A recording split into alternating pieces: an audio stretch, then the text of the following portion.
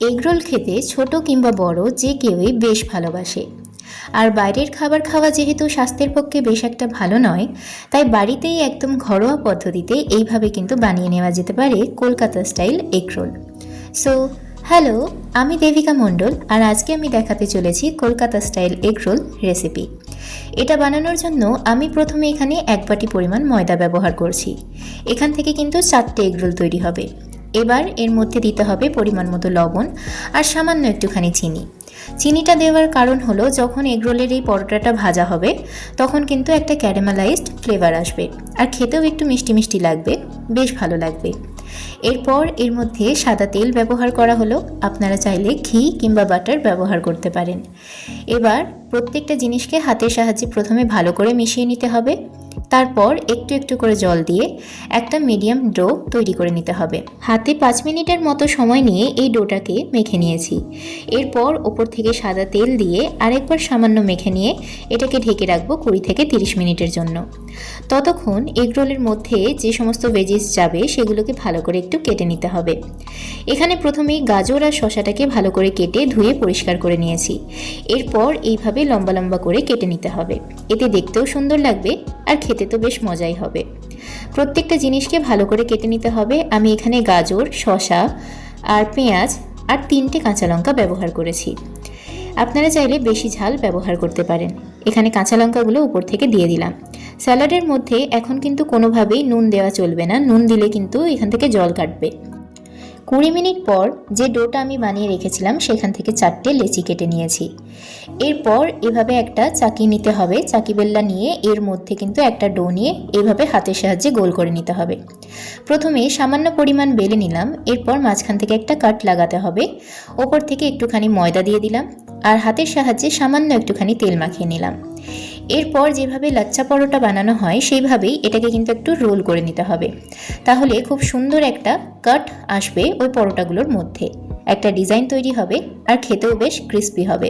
প্রথমে যে 4টে লেচি কেটে রাখা হয়েছে প্রত্যেকটাকেই এইভাবে সামান্য পরিমাণ বেলে তারপর মাঝখান থেকে কাট লাগিয়ে তেল এবং ময়দা দিয়ে কিন্তু এইভাবে লেচিগুলোকে তৈরি করে নিতে হবে। এরপর একটা লেচি নিয়ে হাতের সাহায্যে একটুখানি চেপে তারপর সামান্য পরিমাণ সাদা তেল দিয়ে একটা বড় রুটি বেলে নিতে হবে। এখানে কিন্তু এই চাকি বেলনাটার যতটা সাইজ আমি কিন্তু সেই সার্কেলটা অনুযায়ী একটা রুটি বেলে নিয়েছি। যেহেতু পুরোটাই ময়দা দিয়ে তৈরি তাই বেলার পর কিন্তু একটু সাইজে ছোট হয়ে যেতে পারে, তাই চেষ্টা করতে হবে রুটিটা একটুখানি বড় করেই বেলার। এবার আমি 2টো ডিম ভেঙে নিয়েছি, এর মধ্যে সামান্য পরিমাণ গোলমরিচ গুঁড়ো আর দিয়েছি পরিমাণ মতো লবণ, ভালো করে ফেটিয়ে নিয়েছি। একটা ফ্রাইং প্যান গ্যাসের মধ্যে গরম করতে দিয়ে দিলাম। এরপর এর মধ্যে একটা রুটি দিয়ে দিলাম। ভালো করে কিন্তু হাতে সময় নিয়ে রুটিটাকে ভেজে নিতে হবে যাতে কোনো পরিমাণ কাঁচা ভাব কিন্তু না থাকে। এবার এর উপর থেকে দিয়ে দিতে হবে সাদা তেল। ভালো করে রুটিটাকে ভেজে নিতে হবে। তারপর রুটিটা ভালো করে ভাজা হয়ে গেলে যে ডিমটা ফেটিয়ে রেখেছিলাম সেখান থেকে কিছু পরিমাণ ডিম এটার উপরে দিয়ে দিতে হবে। যেভাবে দেখানো হচ্ছে ওভাবে কিন্তু দিয়ে ভালো করে 2টো জিনিস দিয়ে এভাবে সাপোর্ট নিয়ে কিন্তু রুটিটাকে উল্টে দিতে হবে। 2টো জিনিস রুটি এবং ডিম দুটোই যেন ভালো করে কুক হয় সেটার দিকেও কিন্তু একটু নোটিস করতে হবে।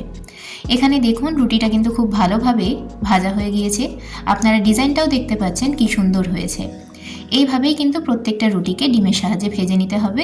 আমাদের এখানে এগরোল কিন্তু একদম রেডি হয়ে গিয়েছে। এবার স্যালাড আর কেচাপ দিয়ে রোলটা বানিয়ে নিলেই আমাদের এগরোল কিন্তু একদম রেডি হয়ে যাবে। যে স্যালাডটা কেটে রেখেছিলাম সেটাকে সামান্য পরিমাণ লেবুর রস দিয়ে মাখিয়ে নিচ্ছি।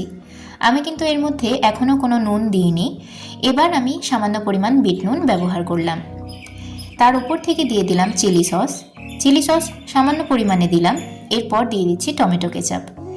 এবার খুব সাবধানে রুটিটাকে কিন্তু মুড়ে নিতে হবে, একদম দোকানের মতো হবে, জাস্ট ট্রাস্ট ইউর প্রসেস। এরপর একটা পেপার নিয়ে, আপনাদের কাছে যদি বাটার পেপার থাকে তাহলে ভালো, নয়তো নর্মাল একটা সাদা কাগজ নিয়ে এইভাবে কিন্তু রুটিটাকে মুড়ে নিতে হবে। রোলটাকে কাগজের মধ্যে র্যাপ করার পর নিচের দিকে যে বেশিরভাগ কাগজটা রয়েছে আমি সেখান থেকে একটুখানি কেটে নিয়ে এইভাবে কিন্তু যেরকম করে দেখানো হচ্ছে সেভাবেই মুড়ে নিয়েছি। আমাদের এগরোল কিন্তু একদম রেডি হয়ে গিয়েছে। আমার এই রেসিপিটা আপনাদের কেমন লেগেছে অবশ্যই জানাবেন, আর বাড়িতে একবার এইভাবে এগরোল বানিয়ে ট্রাই করবেন। যদি ভালো লাগে তাহলে ভিডিওটিতে একটা লাইক করে দেবেন। দেখা হচ্ছে নেক্সট কোনো ভিডিও নিয়ে, ততক্ষণের জন্য ভালো থাকবেন, সুস্থ থাকবেন।